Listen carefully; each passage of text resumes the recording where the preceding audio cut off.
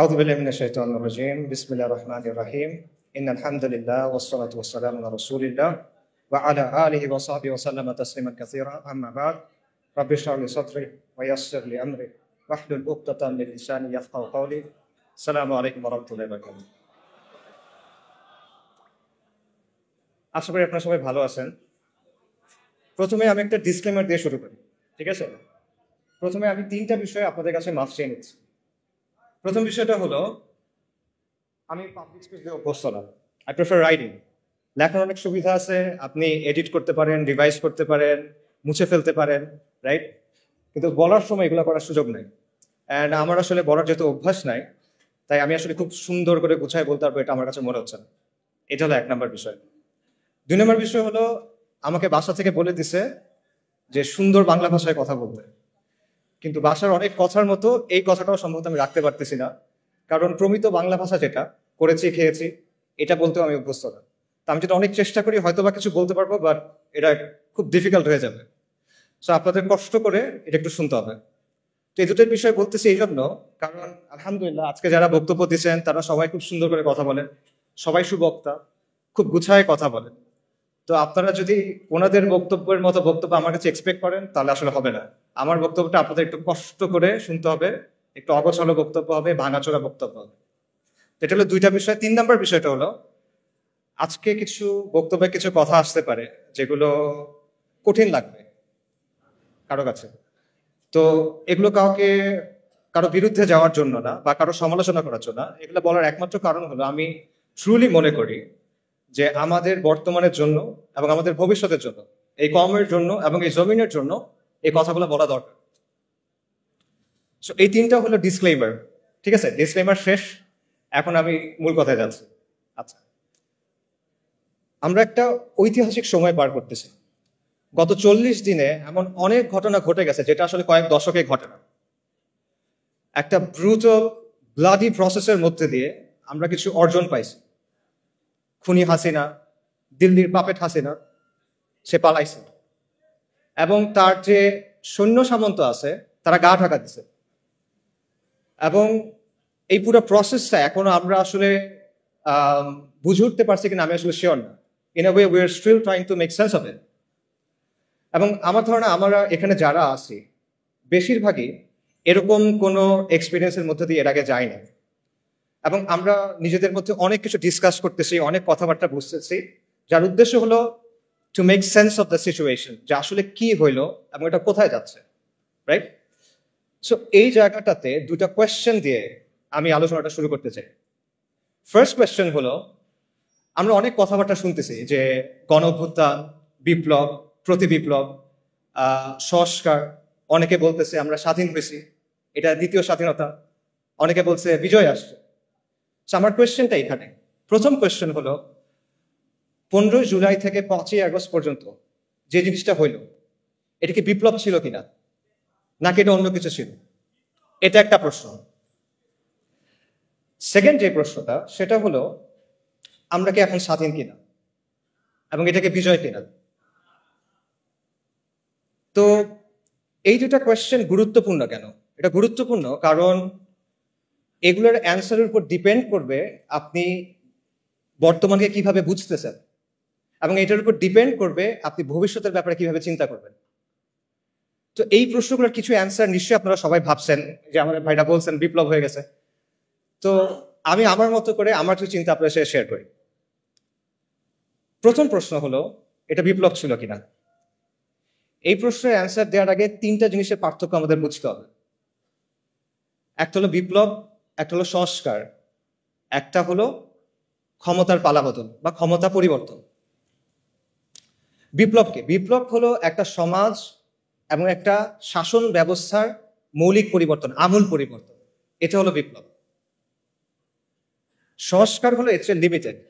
সংস্কারের ক্ষেত্রে একটা বিরাজমান কাঠামো থাকে, বিদ্যমান কাঠামো থাকে, সেটার মধ্যে কিছু পরিবর্তন হয়, কিছু মেরামতি হয়, কিছু পুনর্গঠন হয়। এটা হলো সংস্কার। আর ক্ষমতার পালাবদল, এটা আপনারা সবাই বোঝেন, একজন গেল আরেকজন আসবে, দ্যাটস ইট। আচ্ছা, তাও আমি বোঝানোর জন্য একটা এক্সাম্পল দিই। মনে করেন রাষ্ট্র ক্ষমতা হলো একটা চেয়ারের মতো বা একটা সিংহাসনের মতো। এই সিংহাসনের উপরে শাসক বসে থাকে। এখন আপনি এসে শাসককে এখান থেকে নামায় ফেললেন, ধাক্কা দিয়ে টেনে যেভাবে ইচ্ছা নামায় ফেললেন। এটা কি? এটা হলো সরকার পতন। আপনি তারপর চেয়ারে বসে গেলেন, এটা কি? ক্ষমতা দখল। চেয়ারে বসার পর আপনি চেয়ারটা রেনোভেট করলেন, নতুন করে বার্নিশ করলেন, নতুন করে রং করলেন, কোনো জায়গায় ছিঁড়ে গেছিল সেলাই করলেন, কোনো জায়গায় ঘুণ পোকা ছিল আপনি ওটা চেঞ্জ করলেন। এটা হলো সংস্কার। কিন্তু বিপ্লব কি?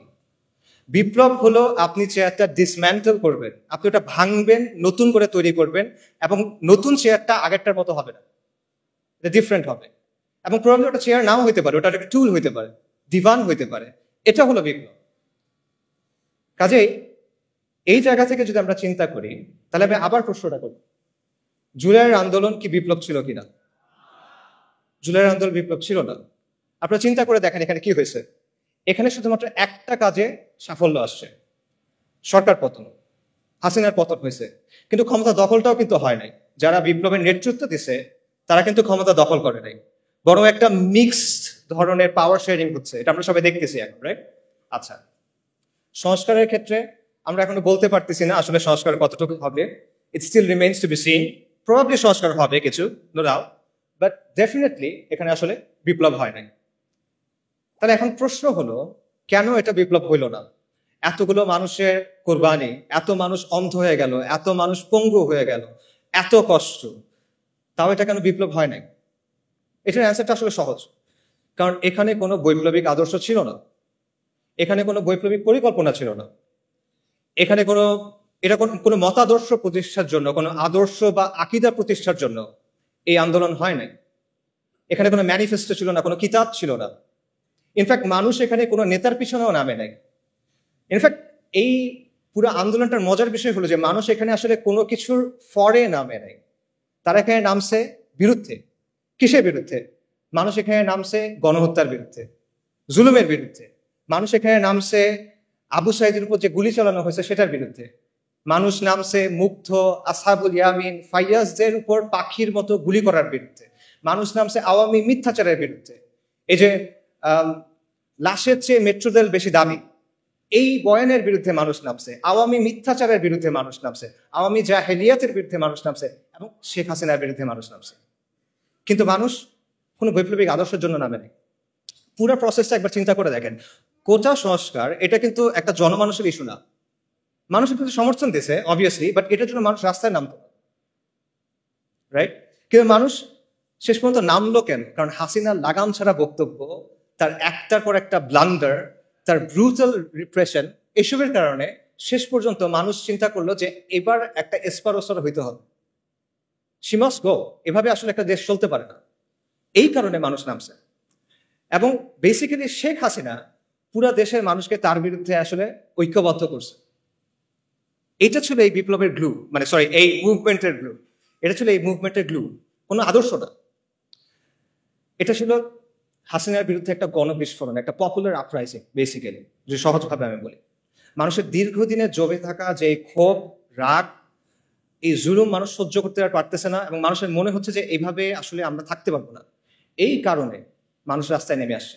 এবং আমি এই কথাটা লিখছি এবং এটা বারবার বলি, এবং আমি এটা আসলেই বিশ্বাস করি যে এই আন্দোলনের মূল উস্কানিদাতা শেখ হাসিনা, এটার প্রধান সমন্বয়ক শেখ হাসিনা, এটার প্রধান স্থপতি শেখ হাসিনা, এটার প্রধান ইঞ্জিন বা চালিকা শক্তি শেখ হাসিনা। শেখ হাসিনাকে ছাড়া এই আন্দোলন কখনো সরকার পতনের দিকে যায় না। আপনারা চিন্তা করে দেখেন, 30শে জুলাই সে যদি সবগুলা দাবি মেনে নেয়, কি হয়? তারপর সরকার পতন হয়? হয় না সরকার পতন। তাদের ফেরত যেতে হইতো তখন। সব দাবি মেনে নিচ্ছে, এখন তুমি কি করবে? তার ফেরত যেতে হবে। হয়তোবা তারা কয়েক মাস পর নতুন কোনো আন্দোলন নিয়ে আসতে পারতো, সেটা ডিফারেন্ট কথা, কিন্তু আন্দোলন ওখানে শেষ হয়ে যায়। কিন্তু শেখ হাসিনা কি করলো? সে আলটিমেটলি এটাকে পতনের দিকে নিয়ে গেল। তার যে হিউব্রিস, তার যে অ্যারোগেন্স, তার যে অহংকার, এটা আলটিমেটলি তাকে পতনের দিকে নিয়ে গেল। এবং এইখানে আমি আসলে ফিরআউনের সাথে একটা মিল দেখতে পাই। ফিরআউনের কথাটা চিন্তা করে যে বনী ইসরাইল যখন লোহিত সাগরের সামনে গেল, মুসা আলাহিস সাল্লামের পেছনে পেছনে সাগর ভাগ হয়ে গেল, বনী ইসরাইল সাগরের মধ্যে চলে যাচ্ছে। ফিরআউনের কি দরকার ছিল তার পেছনে পেছনে যাওয়ার? সে কি গেইন করতো এখানে? বনী ইসরাইল তো চলে যাচ্ছে। বনী ইসরাইল তার পাওয়ার জন্য কোনো চ্যালেঞ্জ না, বনী ইসরাইল তার সিংহাসন নিতে চায় না। কিন্তু সে কেন যাচ্ছে? সে দেখতেছে তার সামনে একটা সমুদ্র লিটারালি ভাগ হয়ে গেছে, একটা সুপার ন্যাচারাল ইভেন্ট তার সামনে ঘটতেছে। সে বুঝতেছে এটা দুনিয়াবি কোনো শক্তির কাজ না। তাও সে কি করতেছে? তার মনে হলো যে না, এর পিছিয়ে আমি যাই। এটা কেন? এটা তার অ্যারোগেন্স। সেই তো বলছিল আনা রাব্বুকুমুল আ'লা। এটা তার অহংকার, এবং এই অহংকারটাই তার পতন নিয়ে আসছে। এবং সেম ব্যাপারটা আমি বলবো যে শেখ হাসিনার ক্ষেত্রে হয়েছে। আল্লাহ এইভাবেই তার পতনটা রাখছেন। এটা কদর আল্লাহ। এই আন্দোলন নিয়ে অনেক ধরনের তত্ত্ব আছে, অনেক ধরনের ষড়যন্ত্র তত্ত্ব আপনারা শুনবেন। যেমন ধরেন, কেউ আমেরিকার কথা বলবে, কেউ কালার রেভলিউশনের কথা বলবে, কেউ এনইডির কথা বলবে। এবং এই কথাগুলোর যে একেবারে মেরিট নাই আমি সেটাও মনে করি না, এখানে কিছু মেরিট থাকতে পারে। But at the end of the day দুটো পয়েন্ট আমাদের স্বীকার করতে হবে।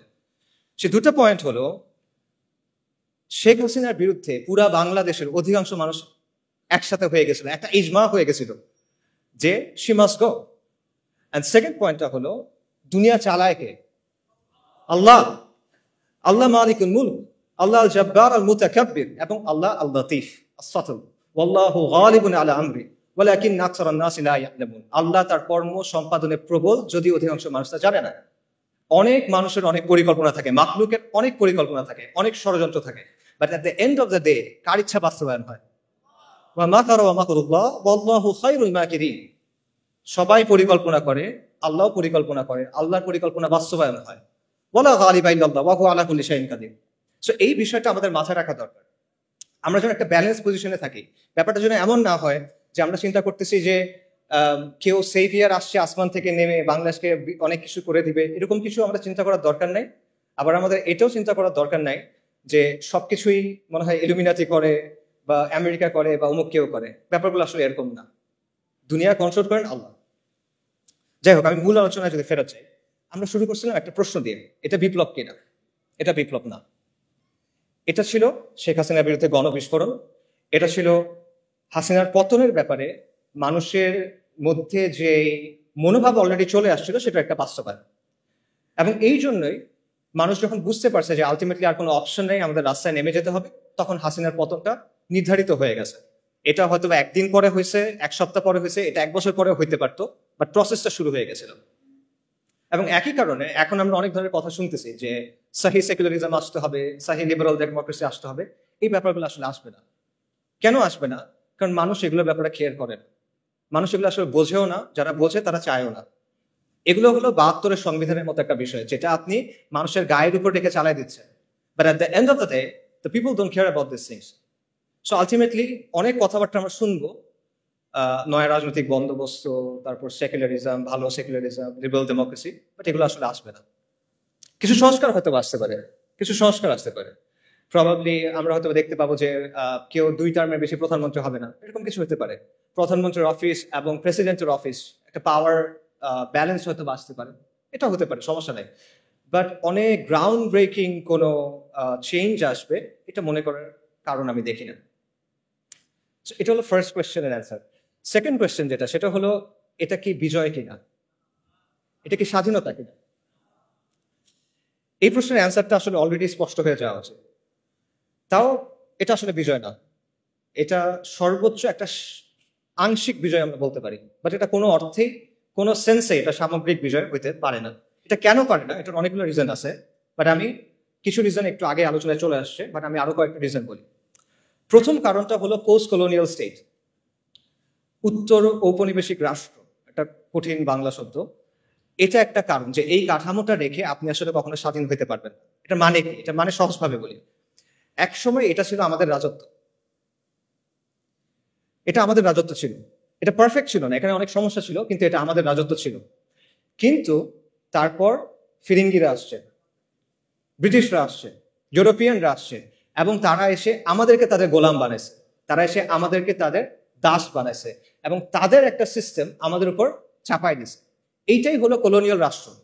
এবং এই কলোনিয়াল রাষ্ট্রের মূল উদ্দেশ্য হলো দুটা, একটা হলো কন্ট্রোল, একটা হলো এক্সপ্লয়টেশন, নিয়ন্ত্রণ এবং শোষণ। আর কোনো উদ্দেশ্য নেই। কলোনিয়াল যে ব্যুরোক্রেসি বা আমলাতন্ত্র, এটার উদ্দেশ্য ছিল এই দুটা। কলোনিয়াল যে পুলিশ, এটার উদ্দেশ্য ছিল এই দুটা। কলোনিয়াল যে সেনাবাহিনী, এটার উদ্দেশ্য ছিল এই দুটা। আজকে ফিরিঙ্গিরা নাই, ওরা চলে গেছে, অনেক আগেই চলে গেছে, কিন্তু ওদের যে সিস্টেম সেটা রয়ে গেছে। আজকে আমাদের যে ব্যুরোক্রেসি আছে, সেটা কলোনিয়াল ব্যুরোক্রেসির কন্টিনিউয়েশন, ধারাবাহিকতা।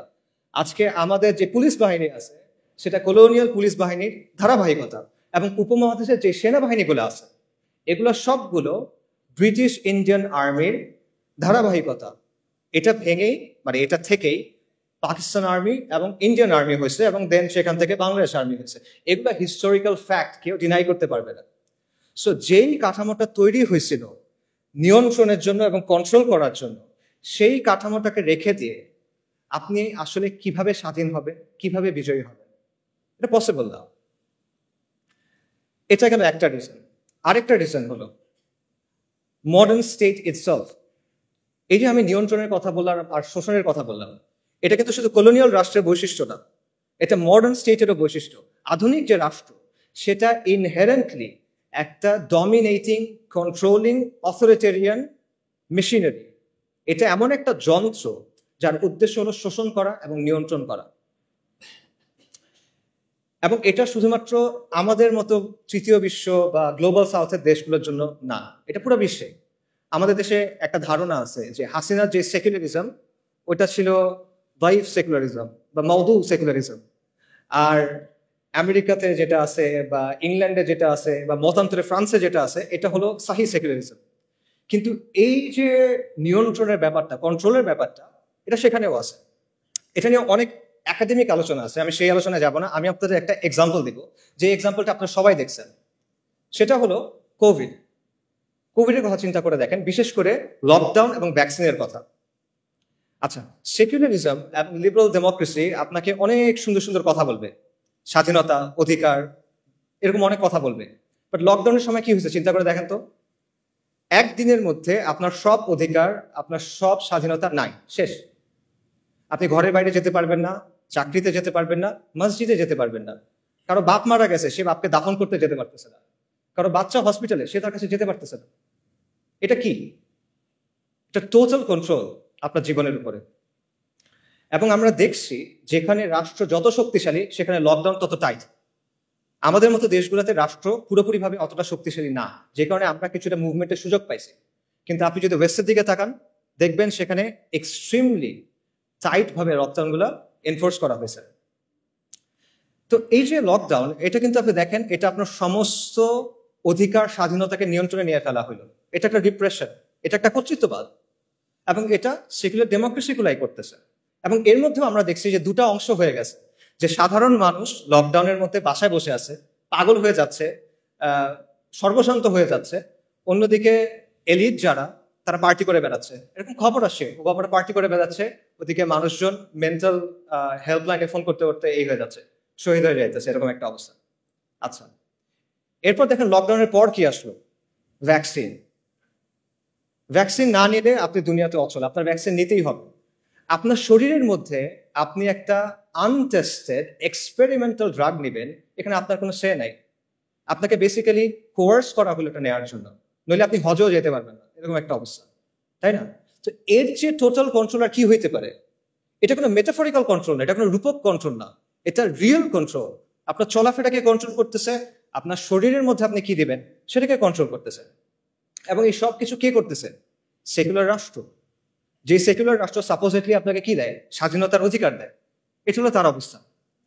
আধুনিক রাষ্ট্রের যে তত্ত্ব, এটার অন্যতম জনক বলা হয় থমাস হবসকে, ব্রিটিশ ফিলোসফার। থমাস হবস রাষ্ট্রকে কল্পনা করছিল লেভায়াথান হিসেবে। লেভায়াথান মানে কি? লেভায়াথান হলো একটা পৌরাণিক জীব, একটা মিথোলজিক্যাল, একটা মিথিক্যাল ক্রিচার। বাইবেলে এটার কথা আছে। এটা হলো একটা সামুদ্রিক জীব যেটার আকার অত্যন্ত বড়, এটাকে হারানো যায় না, এটা এতটা বড়, ওভারকাম করা পসিবল না। তো হবস রাষ্ট্রকে চিন্তা করছিল একটা দানবীয় শক্তি হিসেবে, এবং বাস্তবে তাই হয়েছে। রাষ্ট্র একটা দানবীয় শক্তিতে পরিণত হয়েছে, একটা সর্বব্যাপী ভয়ঙ্কর দানবে সে পরিণত হয়েছে, যে নিজেই আইন বানায়, যে নিজেই আইনের ব্যাখ্যা করে এবং যে নিজেই আইনের প্রয়োগ করে। রাষ্ট্রের উপরে কোনো রেফারেন্স নাই, সবার উপর রাষ্ট্র সত্য, তাহার উপর নাই। রাষ্ট্র হলো অ্যালফা এন্ড দি ওমেগা, এরকমই অবস্থা। এবং আপনার জন্ম থেকে মৃত্যু পর্যন্ত প্রতিটা পদে পদে রাষ্ট্র আপনাকে নিয়ন্ত্রণ করতে চায়, রাষ্ট্র আপনাকে সার্ভেইল করতে চায়। বার্থ সার্টিফিকেট থেকে ডেথ সার্টিফিকেট, আপনার কল হিস্ট্রি থেকে আপনার চ্যাট লগ, আপনার ব্রাউজিং ডেটা, সবকিছু, আপনার মানে প্রত্যেকটা ট্রানজাকশন, আপনার ইনকাম ট্যাক্স, প্রতিটা জিনিসে রাষ্ট্র এসে হাত ঢুকায়। সে নিয়ন্ত্রণ করতে চায়, সে সার্ভেইল করতে চায়। এবং এটাই হলো পৃথিবীর ইতিহাসে আপনি খুঁজে পাবেন না যে এই মাত্রার নিয়ন্ত্রণ, এই মাত্রার এক্সপ্লয়টেশন কোনো সিস্টেমের মাধ্যমে হয়েছে, যেটা সেকুলার সিস্টেমের মাধ্যমে হয়েছে। কাজেই এবং এটাই হলো আসলে আধুনিক রাষ্ট্রের সভরেন্টির অর্থ। সার্বভৌমত্বের কথা আমরা বলি না, এটাই হলো সার্বভৌম শক্তির সত্যিকারের অর্থ। সার্বভৌম শক্তির প্রকৃত রূপ হলো এটা। যারা আপনারা জানতে চান এই ব্যাপারে, একজন জার্মান ফিলোসফার ছিল কার্ল শ্মিট, আপনারা তার লেখা পড়ে দেখতে পারেন, সেই ব্যাপারটা খুব ডিটেলে আলোচনা করছে। আজ পর্যন্ত এটা কোনো রিফিউটেশন আসে নাই, কারণ এটাই বাস্তব, এটি সভরেন্টির অর্থ। কাজেই আধুনিক রাষ্ট্রের মধ্যে আপনি আসলে কখনো মুক্তি পাবেন না, বিজয় পাবেন না। আধুনিক রাষ্ট্র আপনাকে কি দিবে? সে আপনাকে গাঁজা খাওয়ার স্বাধীনতা দিবে, মদ খাওয়ার স্বাধীনতা দিবে, জিনা করার স্বাধীনতা দিবে, এলজিবিটির স্বাধীনতা দিবে। এগুলো দিয়ে সে আপনাকে ভুলায় রাখবে, কিন্তু আসল স্বাধীনতা সে আপনাকে দিতে পারবে না। মজার ব্যাপার হলো, আজকে আমাদের এখানে যারা অনেক বৈপ্লবিক কথাবার্তা বলতেছে, তাদের দাওয়াতের মধ্যে আসলে বৈপ্লবিক কিছু নাই। তারা বেসিক্যালি ওয়েস্ট থেকে ধার করা কিছু টার্মিনোলজি এবং কিছু ধারণা প্রচার করতেছে, এবং এমন সব টার্মিনোলজি এবং ধারণা যেগুলো ওয়েস্টে অলরেডি অবসলিট হয়ে গেছে, তামাদি হয়ে গেছে। ওয়েস্টে আপনি দেখেন liberal democracy is on the retreat. পুরা পশ্চিমা বিশ্বে এখন একদিকে ফার রাইট, অন্যদিকে ফার লেফট, অর্থাৎ উগ্র ডানপন্থী এবং উগ্র বামপন্থীদের উত্থান হচ্ছে, এবং এই দুটার মাঝখানে যেটা আছে ভ্যানিলা, সেটা হলো লিবারাল ডেমোক্রেসি। এটার আবেদন হারাচ্ছে। এবং মাল্টিপোলার বিশ্বের কথা আপনারা সবাই শোনেন, মাল্টিপোলার বিশ্বে লিবারাল ডেমোক্রেসির ভাত নাই। এবং এটার যে বয়ানগুলো আছে অলরেডি এগুলো সব ভেঙে যাচ্ছে। লিবারাল ডেমোক্রেসির প্রধান একটা বয়ান হলো মানবাধিকার। গাজা জেনোসাইডে আমরা দেখছি যে মানবাধিকার বলে আসলে কিছু নাই। গাজাতে কি হয়েছে আমরা জানি, এটা আসলে বলতে গেলে ট্রমাটিক একটা এক্সপিরিয়েন্স হয়ে যাবে। মানে বাবা তার বাচ্চার কাছে গেছে, বাচ্চার ডেড বডি নাই, পলিথিনের ভিতরে করে সে ছিন্ন বিচ্ছিন্ন কিছু অংশ নিয়ে আসতেছে। মানবাধিকার কোথায়? যারা মানবাধিকার কথা সবচেয়ে বেশি বলে তারা হলো ইসরায়েলকে উইপেন্স দিচ্ছে, পলিটিক্যাল ক্লাউড দিচ্ছে, রাইট? সো মানবাধিকার কোথায়? মানবাধিকার বেসিক্যালি একটা আদর্শিক হাতিয়ার, যেটা ইউজ করে ওয়েস্ট তাদের জিওপলিটিক্যাল ইন্টারেস্ট অ্যাডভান্স করে, তাদের নিজেদের স্বার্থ হাসিল করে। একই কথা আন্তর্জাতিক আইনের ক্ষেত্রে। কই আন্তর্জাতিক আইন? কই? ইসরায়েল নানা জায়গায় গিয়ে অ্যাটাক করতেছে, কনসুলেটের ভেতরে গিয়ে অ্যাটাক করছে, যেটা কখনো হয় নাই। কই আইন কোথায়? নাই আইন। এগুলো রেটরিক, যেগুলো ওয়েস্ট তাদের ইচ্ছা মতো ইউজ করে তারপর ফালায় দেয়। কিন্তু আমরা এগুলো বিশ্বাস করে বসে আছি, এবং আমরা মনে করছি এটা মনে হয় অনেক বৈপ্লবিক কিছু একটা। এবং ফাইনালি আপনি দেখেন গাজা এটাও প্রমাণ করছে যে ডেমোক্রেসি অ্যাকচুয়ালি ওয়ার্ক করে না। কেন এটা আমি বলতেছি? দেখেন, ওয়েস্টে অনেক মানুষ কিন্তু গাজা জেনোসাইডের বিপক্ষে, তারা এটার বিরুদ্ধে রাস্তায় মার্চ করছে, তারা প্রতিবাদ করছে, এটা আপনার স্বীকার করতে হবে, এবং আমরা এটা অ্যাপ্রিসিয়েট করি, আর তারা হেদায়েত করে। কিন্তু তাও তারা এটা বন্ধ করতে পারতেছে না। অনেক মানুষ এটার বিরুদ্ধে, কিন্তু তারা এটা বন্ধ করতে পারতেছে না। এটা কেন? কারণ তারা যাকেই ভোট দিচ্ছে দেখা যাচ্ছে যেই ক্ষমতায় আসতেছে সে জায়নিস্টদের পকেটে এবং সে গ্লোবাল এলিটদের পকেটে। তার মানে হলো ডেমোক্রেসির মধ্যেও আবারও ডেমোক্রেসির যেটা আতুরঘর, সেই জায়গাতেও এটা আসলে জনগণের আকাঙ্ক্ষার প্রতিফলন করতে পারে না। ডেমোক্রেসি নিয়ে আপনি অনেক সুন্দর সুন্দর কথা বলতে পারেন, but at the end of the day it can be hacked. It can be hacked very easily, যেটা আমরা দেখতেছি। কাজেই এত কিছুর পরও যারা ওই মানধাত্তা আমলের লিবারাল ডেমোক্রেসির কথা বলতেছে অনেক বৈপ্লবিক বয়ান হিসেবে, তারা আসলে ওয়ার্ল্ডের ট্রেন্ডটা বুঝতেছে না হয়তো, এবং তারা একটা ডেট এক্সপায়ার্ড মাল বিক্রি করার চেষ্টা করতেছে। তারা বিপ্লবের কথা বলতেছে, বাট তারা পশ্চিমা প্যারাডাইম থেকে বের হইতে পারতেছে না। তাদের মধ্যে পশ্চিমা আদর্শ নিয়ে এক ধরনের ফিক্সেশন আছে, তাদের মধ্যে পশ্চিমা থিওরি নিয়ে এক ধরনের ফেটিশিজম আছে। পশ্চিম যেটা বলছে ওটাই সহি, পশ্চিম যেটা বলছে ওটাই সমাধান, অল্প স্বল্প কিছু চেঞ্জ করতে হবে। Liberal democracy with Bangla characteristics, এটা হলে হয়ে যাবে। এই হলো তাদের প্রস্তাবনা। তো এগুলো করে আসলে আলটিমেটলি কোনো সমাধান হবে না। সো আমরা যদি আগের কথায় ফেরত যাই, এটা কি বিজয় ছিল কিনা, এটা মুক্তি ছিল কিনা? না, এটা ছিল না। যদি সহি সেকুলারিজম বা সহি লিবারাল ডেমোক্রেসি আসে, যেটা আসবে না, যদি আসে তাও সেটা বিজয় এবং মুক্তি হবে না। তাহলে মুক্তি কিসে? বাস্তবতা হলো আমাদের মুক্তি এবং পুরো বিশ্বের মুক্তি হলো ইসলামের মধ্যে। এটা আমি রেটরিক্যালি বলতেছি না, আমি ট্রুলি এটা বিশ্বাস করি। এটা ইসলামের মধ্যে আল্লাহর গোলামি মেনে নেওয়ার মধ্যেই হলো সৃষ্টির মুক্তি। কথাটা অনেকটা প্যারাডক্সিক্যাল লাগতে পারে যে গোলামির মধ্যে মুক্তি কিভাবে, কিন্তু এটাই বাস্তবতা। এটা 100% একটা লজিক্যাল কথা। কেন লজিক্যাল কথা? কারণ হলো দুনিয়ার বাস্তবতা হলো দুনিয়াতে আসলে সত্যিকার অর্থে কোনো ফ্রিডম নাই। এখানে অ্যাবসলিউট কোনো ফ্রিডম হয় না। প্রত্যেকটা ব্যবস্থায় আপনার কারো না কারো আনুগত্য স্বীকার করে নিতে হয়, আপনার কিছু না কিছুর উপর ঈমান আনতে হয়, কোনো না কোনো বিষয়কে আপনার ধ্রুব সত্য হিসেবে স্বীকার করতে হয়। এটা থেকে আপনি বের হইতে পারবেন না। ভ্যালু নিউট্রাল কোনো সিস্টেম হয় না, নিরপেক্ষ কোনো সিস্টেম হয় না। প্রত্যেকটা সিস্টেমের মধ্যে একটা না একটা রব থাকে যেটাকে মেনে নিতে হয়। এবং অ্যাবসলিউট আমরা মানে এর কথা বলে ফ্রিডম অফ স্পিচের কথা বলে, অ্যাবসলিউট ফ্রিডম অফ স্পিচ বলে কিছু নাই, অ্যাবসলিউট স্বাধীনতা বলে কোনো কিছু নাই। প্রত্যেকটা স্বাধীনতা হলো একটা বাউন্ডারির মধ্যে দেয়া স্বাধীনতা। দাবা খেলার সময় চিন্তা করেন, যখন আপনি কেউ যদি দাবা খেলে, সে দাবা খেলার নিয়ম মেনে যে কোনো চাল দিতে পারে, কিন্তু নিয়ম সে চেঞ্জ করতে পারে না। নিয়মটা মেনে তাকে খেলার টেবিলে বসতে হয়। সেম জিনিস, যে কোনো সিস্টেমে ওই সিস্টেমের নিয়ম মেনে আপনি স্বাধীন, কিন্তু এই নিয়মগুলো আপনি চ্যালেঞ্জ করতে পারবেন। কাজে প্রকৃত অর্থে আসলে কোনো স্বাধীনতা নাই। মানুষ প্রত্যেকটা সিস্টেমে কারো না কারো সামনে সাজদা করে। আমরা করতেছি না, আধুনিক মানুষ করতেছে না। আধুনিকতা আপনাকে রাষ্ট্রের গোলাম বানাইছে, আপনাকে মুক্ত বাজারের গোলাম বানাইছে, আপনাকে নফসের গোলাম বানাইছে। কাজে ইসলাম ছাড়া বাকি যা কিছু আছে সবকিছু হলো গায়রুল্লাহর গোলামি করা, আর ইসলাম হলো আল্লাহর গোলামি করা। তা আপনি কার গোলামি করবেন?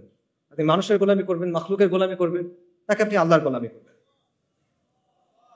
কাজে সত্যিকারের মুক্তি হলো গায়রুল্লাহর ইবাদত থেকে বের হয়ে এসে এক আল্লাহর দাসত্ব মেনে নেওয়া। যখন আপনি এটা করবেন, তখন আমরা মানুষ হিসেবে আমাদের যে কসমিক রোল, আমাদের যে মহাজাগতিক ভূমিকা আল্লাহ আমাদের জন্য ঠিক করে দিয়েছেন খালিফা হিসেবে, তখন সেটা আমরা পালন করতে পারবো। তখন আমরা পুরো সৃষ্টির সাথে হারমোনিতে আসতে পারবো। আধুনিকতা প্রকৃতিকে ডমিনেট করতে চায়, কন্ট্রোল করতে চায়, এটা করতে গিয়ে সে ক্লাইমেট ক্যাটাস্ট্রফি করে ফেলছেন। কিন্তু আপনি যখন আল্লাহর দাসত্ব মেনে নেবেন, তখন আপনি এটার সাথে হারমোনিতে আসতে পারবেন। এখানেই আপনি প্রকৃত মুক্তি পাবেন। এটা ছাড়া সত্যিকার অর্থে কোনো স্বাধীনতা নাই। আপনার জিডিপি যত হোক, আপনার যতগুলো মেট্রো রেল থাকুক, আপনার যত মাথা পিছু যত ইচ্ছা হোক, আপনার রাস্তা যত সুন্দর হোক, মুক্তি নেই। কমফোর্ট আছে, মুক্তি নেই। তো এখানে আরেকটা কোয়েশ্চেন আছে, সেটা হলো ইসলাম কিভাবে? আমি যদি বলি যে আলটিমেটলি মুক্তি হলো ইসলামে, তাহলে প্রশ্ন আসবে ইসলাম কিভাবে? তো এই কোয়েশ্চেনের অ্যান্সারটাও আমি প্রথম কোয়েশ্চেনের সাথে ট্যাগ করতে চাইব। প্রথম কোয়েশ্চেনে আমরা তিনটা বিষয় নিয়ে কথা বলছিলাম: সরকার বদল, সংস্কার আর বিপ্লব। এখন এক এক করে আমাকে বলেন দেখি, সরকার পতনের মাধ্যমে কি ইসলাম আসবে? না, আসা সম্ভব না। এটা একটা সরকার গিয়ে আরেকটা সরকার আসবে, আসলো তো ইসলাম আসবে না। আচ্ছা আমাকে বলেন, সংস্কারের মধ্য দিয়ে আসবে কিনা? সংস্কারের মধ্যে এটা সম্ভব না, কারণ আপনি যে সিস্টেমটার মধ্যে আছেন সেটা হলো একটা সেকুলার লিবারাল, একটা সেকুলার ব্যবস্থা। এই ব্যবস্থাটা মৌলিকভাবে ইসলামের সাথে সাংঘর্ষিক।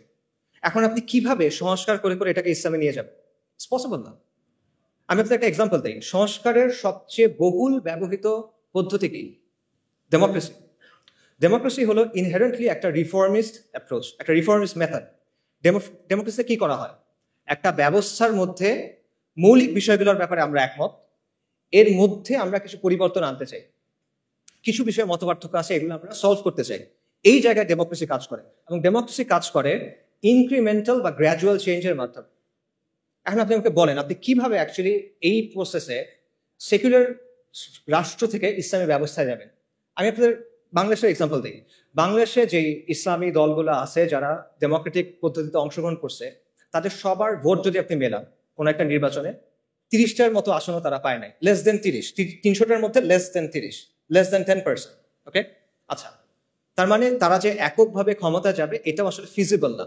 বাট তর্কের খাতিরে আমি ধরলাম এটা হইল। মনে করেন বাংলাদেশের কোনো একটা ইসলামী দল অথবা সবগুলো ইসলামী দলের কোনো একটা জোট, তার 160টা আসন পেয়ে গেল, ক্ষমতায় গেল, আলহামদুলিল্লাহ, অনেকে বলে ফেলবে ঠিক আছে গেল। তারপর কি হবে? তারপর কিভাবে ইসলাম আনবেন? আপনি সংবিধান পরিবর্তন করে করে আনবেন? পসিবল না। কি পরিবর্তন করবেন? আপনার সংবিধান আপহেল্ড করতে হবে। এটা শপথ নিয়ে আপনি গেছেন। আপনি যদি বলেন যে ঠিক আছে, সংবিধানের মধ্যে আপনি লিখে দিলেন যে কোরআন সুন্নাহ বিরোধী কোনো আইন করা হবে না, তাহলে হয়ে গেল শরিয়া কায়েম? না, হবে না। এর চেয়ে অনেক সুন্দর সুন্দর কথা পাকিস্তানের সংবিধানে আছে, চমৎকার চমৎকার সব কথাবার্তা আছে, but at the end of the day ওটা স্টিল একটা সেকুলার রাষ্ট্র। কাজে সংস্কারের মাধ্যমে আপনি জিনিসটা করতে পারবেন না। এবং দেখেন, এই যে আমরা যে আলোচনাগুলো শুনতেছি বিপ্লব, গণঅভ্যুত্থান নিয়ে, ওখানে কিন্তু এই কথাগুলো আসতেছে যে গণঅভ্যুত্থানের বৈধতা আপনি সংবিধান থেকে পাবেন না, গণঅভ্যুত্থান করতে হলে সংবিধানের বাইরে গিয়ে করতে হবে। এই কথাগুলো আসতেছে না? নতুন গঠন করতে হলে পুরনো সংবিধান দিয়ে হবে না।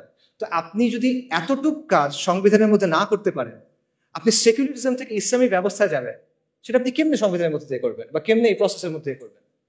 এটা আনরিয়ালিস্টিক, ইট ইজ পসিবল না, ইম্পসিবল। এখানে আরো অনেকগুলো বিষয় আসলে আছে, অত কথা বললাম না, সময় হয়ে যাচ্ছে। দুটো পয়েন্ট বলি। আপনি দেখেন মিশরে, আলজেরিয়াতে ইসলামিস্টরা ক্ষমতায় আসছিল, কিন্তু ডিপ স্টেট তাদের বিরুদ্ধে কু করছে, তাদেরকে সরাই দিয়েছে। তিউনিসিয়াতে সেম জিনিস হয়েছে, কিন্তু তিউনিসিয়াতে যারা ক্ষমতায় আসছিল তারা ইসলামিস্ট ছিল না, তারা ছিল সাবেক ইসলামিস্ট যারা পরবর্তীতে লিবারাল ডেমোক্রেট হয়েছে, তাদেরকেও কু করে সরাই দিয়েছে। এবং এই ব্যবস্থায় যারা গেছে তারা নিজেরা চেঞ্জ হয়ে গেছে। 1980-র দশকে অনেকগুলো মুসলিম দেশের ইসলামী মুভমেন্টগুলো অনেক তর্ক বিতর্কের পর একটা সিদ্ধান্ত নিয়েছিল যে ঠিক আছে, আমরা ইসলাম কায়েমের জন্য ডেমোক্রেটিক পদ্ধতি ইউজ করব। এটার উদ্দেশ্য কি? আমরা ক্ষমতায় যাব, তারপর আমরা ধীরে ধীরে ইসলাম কায়েম করার চেষ্টা করব। ভালো উদ্দেশ্য। তারপর কি হয়েছে? 40 বছর পর হয়েছে যে আমরা দেখতেছি যে তারা নিজেরা এখন ইসলামী রাষ্ট্রের কথাই বলে না। এদের অনেকেই, সবাই না, অনেকেই এটা এখন কি বলে? এখন তারা বলে কল্যাণ রাষ্ট্রের কথা, ওয়েলফেয়ার স্টেট, প্লুরালিজমের কথা। এরা এখন বলে যে লিবারাল ডেমোক্রেসির কথা। অর্থাৎ তারা সিস্টেমে ঢুকছিল সিস্টেমটা চেঞ্জ করার জন্য, সিস্টেমের জায়গায় আছে, তারা চেঞ্জ হয়ে গেছে। এটা হলো অবস্থা। তো সংস্কারের মধ্য দিয়ে আসলে এইভাবে এই পরিবর্তন সম্ভব না। বাস্তবতা হলো আপনি যদি সেকুলার ব্যবস্থা থেকে যে ট্রান্সফরমেশনটা প্রয়োজন ইসলামী ব্যবস্থায় যাওয়ার জন্য, সেটার জন্য প্রয়োজন বৈপ্লবিক পরিবর্তন এবং রেভলিউশনারি মিনস। এটাই বাস্তবতা। এবং এটা শুধুমাত্র ইসলামের ক্ষেত্রে প্রযোজ্য না, এটা যে কোনো ব্যবস্থার ক্ষেত্রে প্রযোজ্য। যখন পৃথিবীতে রাজতন্ত্রের বদলে রিপাবলিক আসলো, তখন সেটা বৈপ্লবের মাধ্যমে আসছে, বৈপ্লবিক পদ্ধতির মাধ্যমে আসছে। এবং এটা একটা ঐতিহাসিকভাবে প্রমাণিত সত্য। এটা এমন একটা কনক্লুশন যেটা অ্যাভয়েড করা সম্ভব না। আপনি ধাপে ধাপে চিন্তা করেন। আপনি যদি মুসলিম হন, আপনাকে শরিয়া চাইতে হবে, নন নেগোশিয়েবল। কেউ মুসলিম, সে শরিয়া চায় না, এটা পসিবল না, এটা কুফর। কেউ যদি মনে করে ইসলামের চেয়ে ওই জিনিসটা বেটার, কেউ যদি মনে করে ইসলামের চেয়ে ওই জিনিসটা অগ্রাধিকার পাওয়ার মতো, কেউ যদি মনে করে দুটো সমান, এটা কুফর রাখবে। অর্থাৎ যদি মুসলিম হয় তাকে শরিয়া চাইতে হবে। আর সেকুলার ব্যবস্থা মৌলিকভাবে ইসলামী ব্যবস্থাতে সাংঘর্ষিক, এই দুটা কো এক্সিস্ট করতে পারে না। একটা আরেকটাকে ডমিনেট করার চেষ্টা করবে, সেটা হবে না।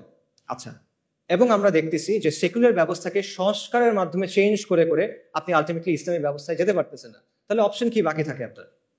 বৈপ্লবিক পরিবর্তন ছাড়া আপনার আর কোনো অপশন বাকি থাকে না। কিন্তু বৈপ্লবিক পরিবর্তন নিয়েও আসলে আমাদের মধ্যে অনেক ভুল ধারণা আছে। বাস্তবতা হলো যে আমাদের চিন্তা ভাবনাগুলো আসলে বেশিরভাগ সময় খুব রেটরিক ভিত্তিক। আমরা ঢালাও কথাবার্তা বলি, আমরা অনেক আবেগ কথাবার্তা বলি, আমরা অনেক জজবার কথা বলি, কিন্তু আমরা দলিল, আদিল্লা, রিয়ালিটির অ্যানালিসিস, লজিক এগুলোর দিকে তাকাই না। আমরা অনেক সময় চিন্তা করি যে বিপ্লব মনে হয় একটা ওভারনাইট ব্যাপার, রাতারাতি হয়ে যাবে। অথবা আমরা মনে করি যে আমি যা করতেছি করতে থাকবো, একদিন ডাক দিবে কেউ একজন, বিপ্লব হয়ে যাবে। ব্যাপারগুলো এরকম না। আসলে এখানে কিছু ম্যাটেরিয়াল কন্ডিশনস আছে, অথবা আপনি বলতে পারেন যে এখানে কিছু আসবাবের দুনিয়ার কিছু শর্ত আছে যেটা আপনার পূরণ করতে হবে। সেটা পূরণ না করলে আপনি এটা পারবেন না। একটা এক্সাম্পল দেই, পানি কখন ফুটে? পানির বয়লিং পয়েন্ট কত? 100°C। এটা কি মুমিনের জন্য একরকম, কাফেরের জন্য আরেক রকম? না, এটা সবার জন্য সেম। কেন সে? আল্লাহ দুনিয়ার নিজাম, আল্লাহ ঠিক করে দিচ্ছেন এভাবে, সবার জন্য এটা সেম। তো সমাজ এবং রাষ্ট্রের মধ্যেও এরকম কিছু ম্যাটেরিয়াল কন্ডিশনস আছে যেটা আপনার পূরণ করতে হবে। এই জিনিসটা আপনি আবেগ বা জজবা দিয়ে, আমরা হকের উপর আছি, জাস্ট এই বিষয়টা দিয়ে আপনি বাইপাস করতে পারবেন না। এই রিকোয়ারমেন্ট আপনাকে ফুলফিল করে আসতে হবে। হ্যাঁ, এমন হইতে পারে যে কাফেরদের জন্য যে রিকোয়ারমেন্ট, সেখানে আমাদের কিছু অ্যাডিশনাল রিকোয়ারমেন্ট থাকতে পারে। যেমন আমাদের ইমানি, আমলি, শারঈ, আকাইদি কিছু রিকোয়ারমেন্টস থাকবে, যেটা একটা কমিউনিস্টের থাকবে না। কিন্তু ম্যাটেরিয়াল রিকোয়ারমেন্ট সেম, এটা আপনার লাগবে। তো এটা বাইপাস করে আপনি আসলে বৈপ্লবিক পরিবর্তনের দিকে যেতে পারবেন। এটা না করে আপনি যদি শুধু বলেন যে আমার ইমান আছে, আমার অনেক জজবা আছে, আমরা তো হকের উপর আছি, এভাবে আর হবে না। এটা তাওয়াক্কুলের ভুল বুঝ। বাস্তবতা হলো বৈপ্লবিক পরিবর্তন একটা লম্বা, জটিল, রুক্ষ প্রক্রিয়া, কঠিন একটা প্রক্রিয়া। এর মধ্যে নানা ধরনের জটিলতা আছে এবং এটার মধ্যে মাল্টি স্টেজ আছে, মানে মাল্টিপল স্টেজেস আছে, একাধিক স্টেজ আছে। ব্যাপারটা এভাবে চিন্তা করেন, মনে করেন আপনি কালকে আম খাইতে চান, আপনি আজকে গাছ লাগালেন, এটা হবে? হবে না। আপনি কালকে আম খাইতে চান, আপনি আজকে গাছ লাগালেন, হবে না, কালকে তো ফল আসবে না। একটা লম্বা প্রসেসের মধ্যে দিয়ে যাওয়ার পর ফল আসবে। তো আপনি ওভারনাইট এটা চাইতে পারেন না যে আমি আজকে গাছ লাগাবো, কালকে ফল আসবে, হয় না। আচ্ছা, আরেকটা জিনিস চিন্তা করেন, মনে করেন আপনার প্রতিবেশী, তার বাসায় জামের গাছ আছে এবং তার বাসার গাছে জাম ধরছে, সে জাম পাড়তেছে। কারণ আপনি তার কাছে গিয়ে বললেন, আমাকে আমসত্ত্ব বানিয়ে দাও, আমাকে আমের শরবত বানিয়ে দাও, ম্যাঙ্গো স্মুদি দাও। এটা হয়? It doesn't work like that. যে বীজ বুনছে ফসল তার, যেই বীজ বোনা হয়েছে ওটাই আসবে। আম গাছে তো জাম হবে না। একটা সেকুলার আন্দোলন হয়েছে, সেকুলারদের নেতৃত্বে একটা আন্দোলন হয়েছে, অথবা একটা ইস্যু ভিত্তিক আন্দোলন হয়েছে, আন্দোলন শেষ হয়ে গেছে। এখন আপনি তার কাছে গিয়ে বললেন যে আমাকে খিলাফা দাও, শরিয়া দাও। Doesn't work like that. সে কেন আপনাকে দিবে? আপনি কে? তার কষ্টের পরিশ্রম সে আপনাকে কেন দিবে? আর সে যদি দেয়, ধরেন সে দিল, সে যেটা দিবে ওটাকে ওই জিনিস যেটা আপনি চাচ্ছেন না, সেটা জাম, আপনি আম চাচ্ছেন, রাইট? সেটা আসলে হয় না। সো এই বিষয়গুলো আমাদের বোঝা দরকার। তাহলে করণীয় আসলে কি? আমি এখানেও আবার এক্সাম্পলে ফেরত চাই। একজন ভালো কৃষক কি করে? একজন ভালো কৃষক প্রথমে জমিটাকে তৈরি করে, আগাছাগুলো দূর করে, লাঙল দেয়, তারপর সে বীজ বুনে, তারপর সে আস্তে আস্তে এটাকে বড় করে, সার দেয়, পানি দেয়, কীটনাশক দেয়। তারপরে ফল আসবে কিনা এটা নিশ্চিত না, কিন্তু নানা কারণে ফল না আসতে পারে, পোকায় খেয়ে ফেলতে পারে, মরক ধরতে পারে, অনেক কিছু হতে পারে। এখানে একটা মানে একাধিক স্টেজ আছে। এই রেভলিউশনারি চেঞ্জের ক্ষেত্রে এই ব্যাপারটা আছে, এখানে একাধিক স্টেজ আছে। এবং এর মধ্যে প্রথম স্টেজ যেটা, লাঙল দেওয়ার যে স্টেজ, সেটা হলো একটা প্রজন্ম তৈরি করা, সমাজের মধ্যে শরিয়ার পিপাসা তৈরি করা, সমাজের কাছে এটাকে একটা ভায়াবল অপশন হিসেবে নিয়ে আসা। এবং এটা 2-5 বছরের কাজ না, এটা একটা ডেকেডস লং প্রজেক্ট, এটা আপনি বাইপাস করতে পারবেন না। এবং এটা কিন্তু একটা স্টেজ, এরপরে আরো স্টেজ আছে। আপনি লাঙল দিচ্ছেন শুধু, এরপর বীজ বুনতে হবে, গাছটা আস্তে আস্তে বড় করতে হবে, সার দিতে হবে, এটসেট্রা এটসেট্রা। তো এটা একটা মাল্টি স্টেজ প্রসেস এবং একটা লং টার্ম প্রসেস। এই বিষয়টা আমাদের বোঝা দরকার। এটা রাতারাতি অর্জন করার কিছু না। এবং কেবল জজবা দিয়ে, কেউ রেটরিক দিয়ে, জেনেরিক কিছু কথা বলে, গরম গরম স্লোগান দিয়ে বা ভক্তি দিয়ে, আমি অমুককে অনুসরণ করি, উনি বলছেন তারা এটা ঠিক, এভাবে এই জিনিসটা হবে না। দুনিয়া এভাবে চলে না। তো এই ধরনের পরিবর্তন নিয়ে আসলে আরো অনেক কথা বলার সুযোগ আছে, বাট ওইদিকে আর না যাই, সময় যেহেতু নাই। আমি যেটা বলবো সেটা হলো যে, আপনি সংস্কারের পথ বেছে নেবেন না বৈপ্লবিক পরিবর্তনের পথ, এটা আপনার ডিসিশন, এটা আমি আপনাকে বলে দিব না। আমি শুধু আপনাকে এইটুকু বলবো যে ডিসিশনটা ভেবে চিন্তে নেন, বুঝে শুনে নেন, এবং সৎ হন নিজের সাথে এবং অন্যের সাথেও সৎ হন। ধরেন কেউ মনে করলো যে আসলে সংস্কারের পদ্ধতি নিতে হবে, কারণ বাংলাদেশের যে জিওপলিটিক্যাল লোকেশন, আমাদের সমাজের যে অবস্থা, আমাদের প্রতিবেশী দেশ, এরকম অনেকগুলো বিষয় আছে যার কারণে এখানে আসলে বৈপ্লবিক পরিবর্তন সম্ভব না। এটা করতে গেলে লাভের চেয়ে ক্ষতি বেশি হবে। তাই আমি যেটা করব, আমি অল্প স্বল্প ভালোর জন্য চেষ্টা করব, সংস্কারের কিছু চেষ্টা করব। আমার উদ্দেশ্য হবে মুসলিমদের স্বার্থ সংরক্ষণ করা, আমার উদ্দেশ্য হবে আমর বিল মারুফ নাহি আনিল মুনকার। ঠিক আছে, এটা একটা ভায়াবল পজিশন হয়তো হইতে পারে। আপনি এই পজিশন যদি নেন, তাহলে আপনার দায়িত্ব হলো নিজের কাছে স্বীকার করা এবং মানুষের কাছে বলা যে এটা আমার পদ্ধতি, এই পদ্ধতি ইসলাম আসবে না, এটা আপনার বলতে হবে। আপনি সংস্কারের পদ্ধতি নেবেন, কিন্তু আপনি বলবেন যে আমি বিপ্লব করতেছি, এটা হলে হবে না। আপনি এমন কোনো প্রতিশ্রুতি দিবেন না যেটা আপনি ডেলিভার করতে পারবেন না। Don't promise something that you can deliver, right? এটা ধোকাবাজি, পিওর ধোকাবাজি। এই জিনিসটা করে দেন। আপনি বলেন যে না আমি পারবো, আমি এতটুকু জানি ভাই, আমি এতটুকু করছি, আই ক্যান রেসপেক্ট দ্যাট, কিন্তু যেটা নাই ওটা বলে লাভ নেই। একইভাবে আপনি যদি বৈপ্লবিক পথ নেন, তাহলে রেটোরিক্যাল আলাপ, ভক্তির আলাপ, এই জিনিসপত্রগুলো ছেড়ে দিয়ে আপনি প্র্যাকটিক্যাল রিয়েলিস্টিক আলাপে আসেন। আপনি ম্যাটেরিয়াল কন্ডিশনগুলো নিয়ে চিন্তা করেন, ঠিক আছে? এবং এইসব চিন্তা বাদ দেন যে মনে করেন হঠাৎ কোনো একটা ঘটনা ঘটবে, হঠাৎ ডাক আসবে, আর আমরা সবাই রাস্তায় নেমে যাবো, ইনকিলাব ইনকিলাব, ইন্তিফাদা ইন্তিফাদা। না, এটা একটা লম্বা প্রসেস, যেটা আমি আগে বলতেছিলাম। কাজে মোট কথা হলো যে সংস্কার বা বিপ্লব আপনি যেই পথে নেন, it's your choice, no problem. বা বুঝে শুনে নেন, নিজের অবস্থানের ব্যাপারে সৎ হন, ধোকাবাজি করেন না, মানুষের সাথে না, নিজের সাথে না, তরুণদের সাথে না। এটা অনেক বড় একটা দায়। এই দায় নিয়ে আপনি আল্লাহর সামনে দাঁড়াতে চান না আসলে। আচ্ছা, একটা কথা দিয়ে শেষ করি, সেটা হলো যেটাই আপনি পছন্দ করেন, সংস্কার অথবা বিপ্লব, দুটা ক্ষেত্রে আপনার আসলে একটা কাজ করতে হবে। যদি আপনি চান আগামীর বাংলাদেশে ইসলাম শক্তিশালী হোক, তাহলে আপনি যে তরিকায় নেন, আপনার একটা কাজ করতেই হবে, এটা না করলে হবে না। সেই কাজটা কি?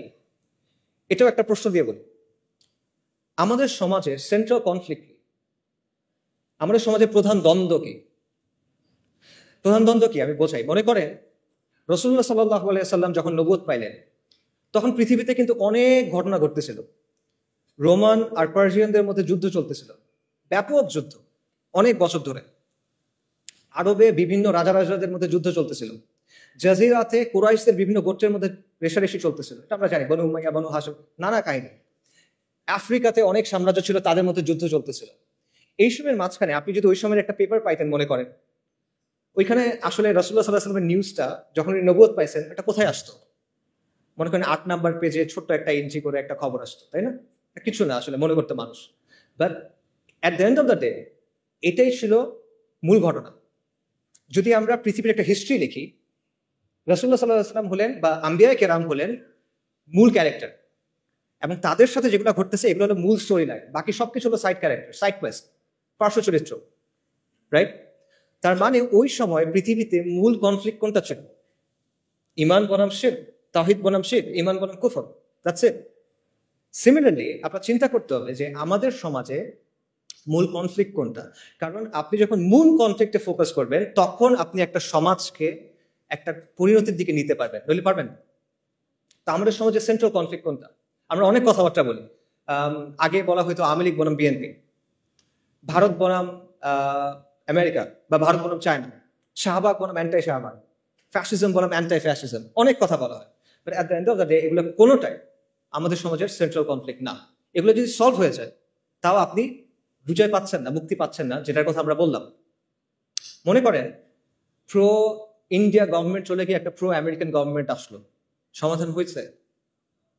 মনে করেন ফ্যাসিস্ট গভর্নমেন্ট চলে গিয়ে একটা অ্যান্টাই ফ্যাসিস্ট গভর্নমেন্ট আসলো, সমাধান হয়েছে? মনে করেন কালকে থেকে শাহবাগ নাই বাংলাদেশে, সমাধান হবে? পাকিস্তানে তো শাহবাগ নাই, পাকিস্তানে তো শান্তি নিকেতনই এই সেকুলাররা নাই, কিন্তু সেখানেও তো লিবারেল সেকুলার এই সমাজটা নিয়ন্ত্রণ করে। বাংলাদেশের আগে পাকিস্তানে ট্রান্সজেন্ডার আইন পাশ হয়ে গেছে, কিভাবে? সেখানে তো শাহবাগই নাই। সো শাহবাগি ভ্যানিশ করে দেন, আপনার সমস্যার সমাধান হচ্ছে না। সমাধান হলো মূল কনফ্লিক্টের জায়গাটা, এবং মূল কনফ্লিক্টটা হলো ইসলাম বনাম সেকুলারিজমের দ্বন্দ্ব, আল্লাহর আইন বনাম গায়রুল্লাহর আইনের দ্বন্দ্ব, আল্লাহর শরিয়া বনাম মানুষের শরিয়ার দ্বন্দ্ব, ইসলাম বনাম মানুষের বানানো তন্ত্র মন্ত্রের দ্বন্দ্ব। এটাই হলো মূল কনফ্লিক্ট। আল্লাহ আযজা ওয়া জাল্লা কোরআনে কি বলছেন? সব আম্বিয়া কিরামকে কোন দাওয়াত দিয়ে পাঠানো হয়েছে? নবী রাসূলকে কোন দাওয়াত দিয়ে পাঠানো হয়েছে? আল্লাহ আযজা ওয়া জাল্লা বলছে, ওয়ালাকাদ বাআসনা ফি কুল্লি উম্মাতির রাসূলান আন ইবুদুল্লাহা ওয়াজতানিবুত তাগুত। আমি প্রত্যেক উম্মার কাছে রাসূল প্রেরণ করছি এই মর্মে যে তোমরা আল্লাহর ইবাদত করো, তাগুতকে বর্জন করো। কুফর বিত তাগুত ওয়া ঈমান বিল্লাহ। এখন আপনি আমাকে বলেন, যদি আপনি আল্লাহর উপর বিশ্বাস আনেন, তাহলে আপনি আল্লাহর আইনকে বাদ দিতে পারবেন? এটা পসিবল? পসিবল না। আপনি যদি আল্লাহর উপর বিশ্বাস আনেন, আপনি গায়রুল্লাহর আইন মেনে দিতে পারবেন? পসিবল না।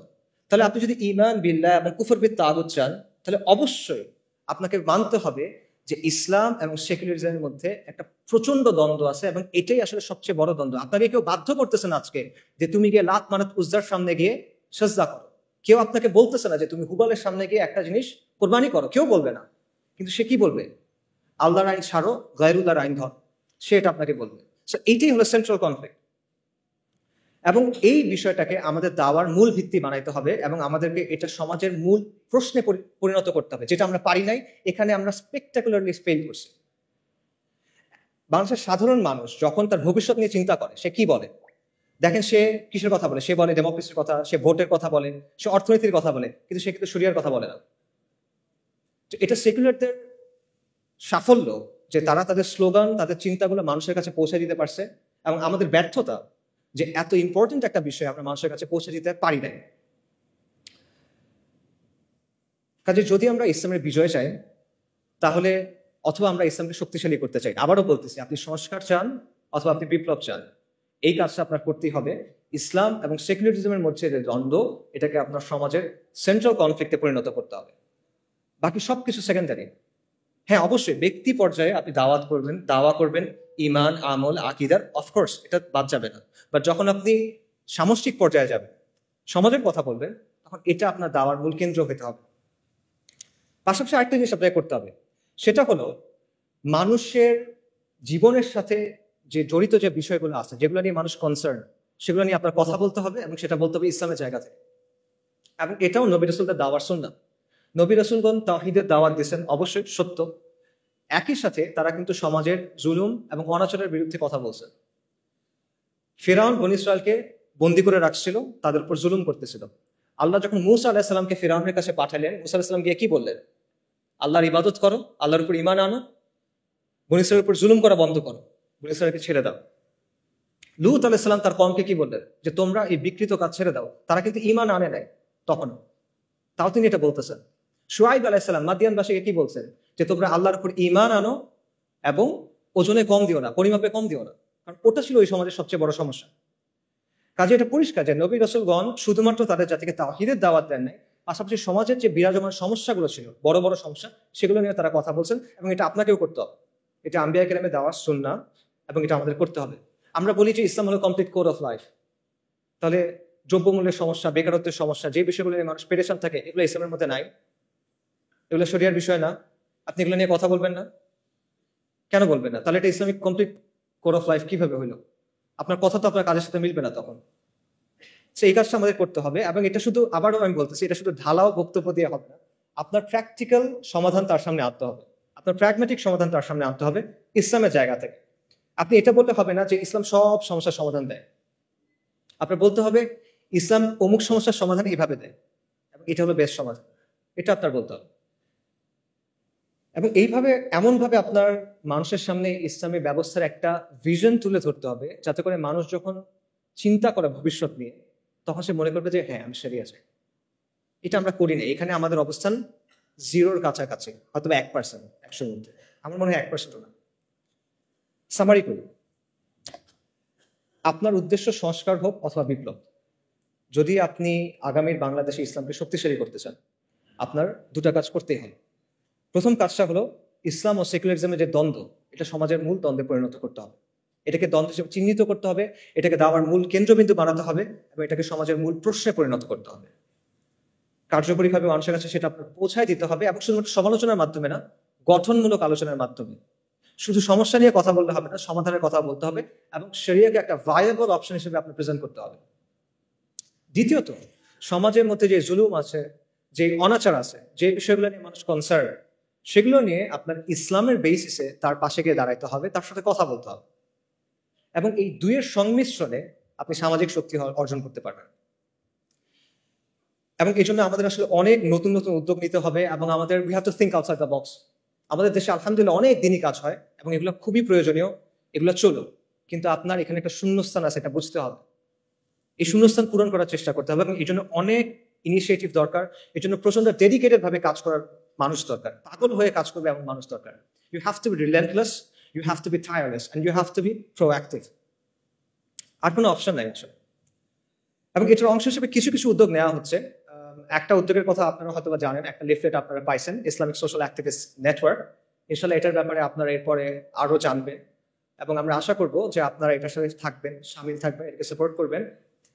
এর পাশাপাশিও আসলে আরো অনেক ধরনের উদ্যোগ দরকার, এবং এখানে অনেক যোগ্য মানুষ আছেন, জ্ঞানীগুণী মানুষ আছেন। আমি বলবো আপনারা সবাই এই বিষয়গুলো নিয়ে চিন্তা করেন। আপনার কাজ করতে হবে, কাজ করার সময় এখন, এরপরে এটা আপনি আর পাবেন না। If not now then when. এখন যদি কাজ না করেন কখন করবেন? যদি আপনি না করেন তাহলে কে করবে? আমার কথা এতক্ষণ শোনার জন্য সবাইকে ধন্যবাদ। আমি স্পেসিফিক্যালি সিয়ানকে এবং রফিক ভাইকে ধন্যবাদ জানাবো অ্যারেঞ্জ করার জন্য।